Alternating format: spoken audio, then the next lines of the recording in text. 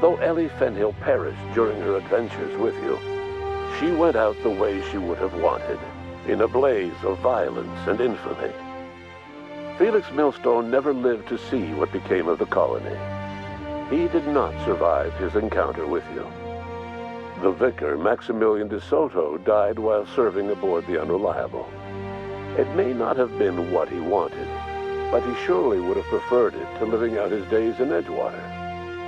Parvati didn't survive her adventure with you.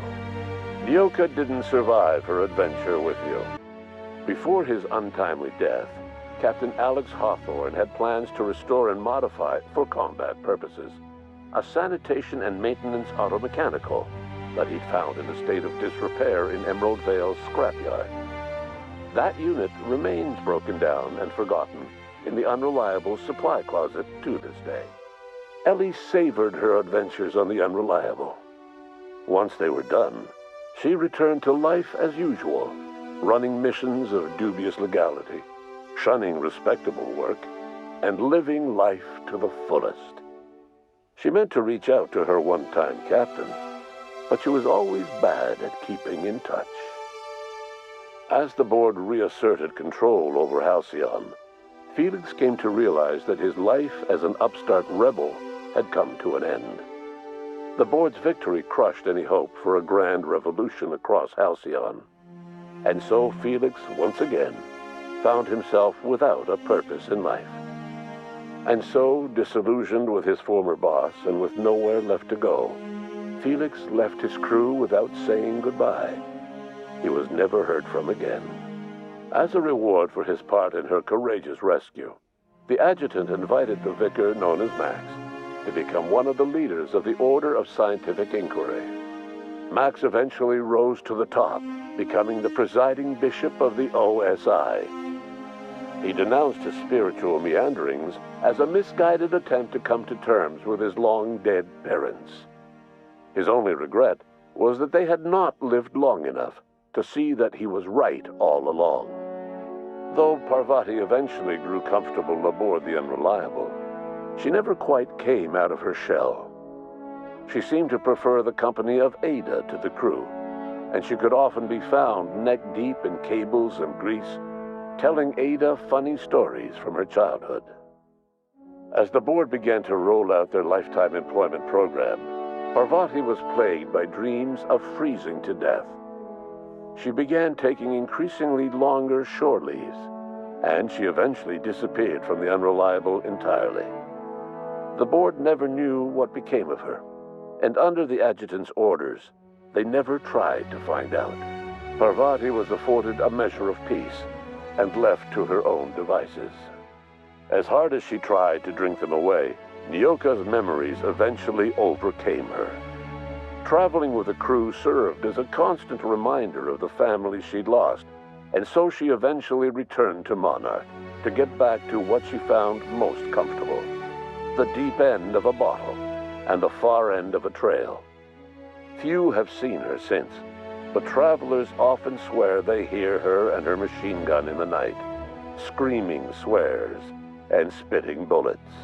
As for Dr. Phineas Wells, he spent his remaining years in his orbital lab. He was never able to come to terms with his own past, troubled by the decision of placing all his faith in the first colonist he ever revived, the infamous captain of the Unreliable. The revival project yielded mixed results. Phineas, weighed down by limited support and his own guilt, struggled to revive more than a handful of scientists and engineers. They made a heroic effort to solve the colony's problems, but with small numbers and facing long odds, their solutions never caught on. Only a few of the Hope's colonists were successfully revived. Wells died before he could see the fruits of his labor. He passed away a haunted man, crushed by the guilt of his failures. Small, petty factions squabble over what remains of the colony. Every attempt to reach out to Halcyon's neighbors is met with silence. Your influence shifted Ellie's perspective. She finally admitted, albeit grudgingly, that she just might need other people. Sometimes. With a steady income from the life insurance payouts, She was finally able to afford a ship of her own. She hired a small crew and flew supply missions to communities on the fringe. Some of them were even legal. Life in Halcyon was sobering for Felix Millstone. The grand revolution he dreamed of never came.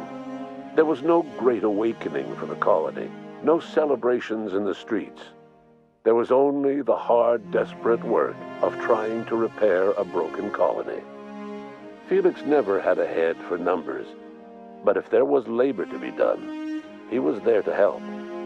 Eventually, Felix realized that the work of a revolution was done with two hands.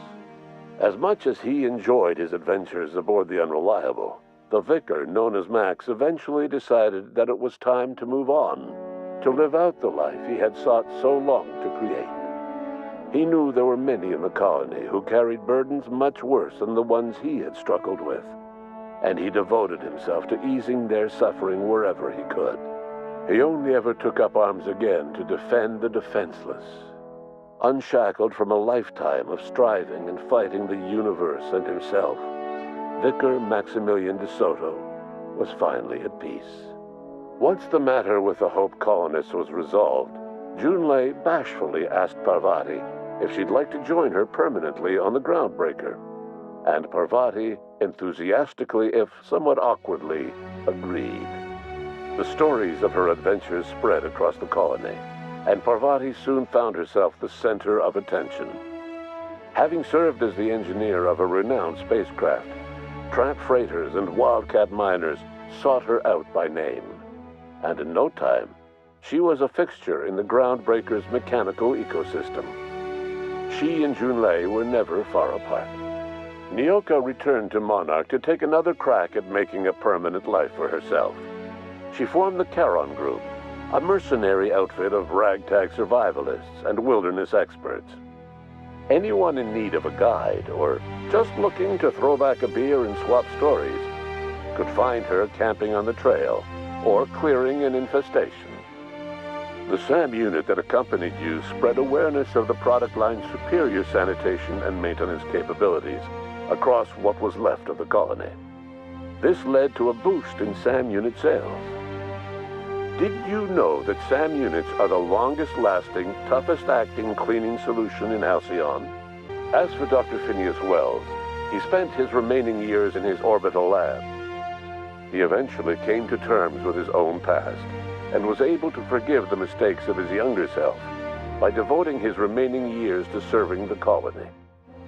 Dr. Wells was able to revive many more scientists and engineers than he first expected, thanks to the additional batch of chemicals you stole from the Ministry.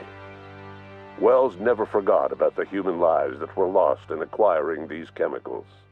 In the end, Dr. Wells was able to save every scientist and engineer aboard the Hope.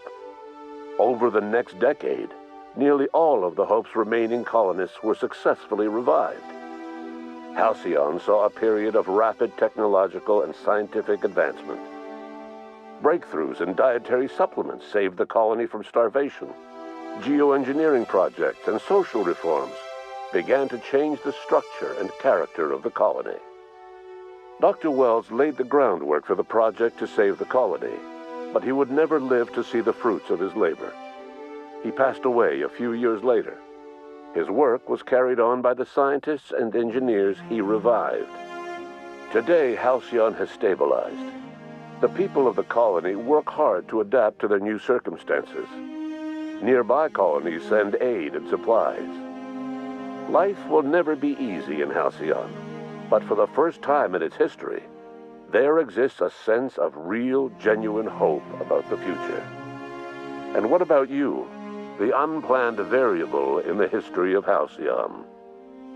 Long after Wells passed away, you carried on his work with more energy, determination, and brilliance than he could ever muster.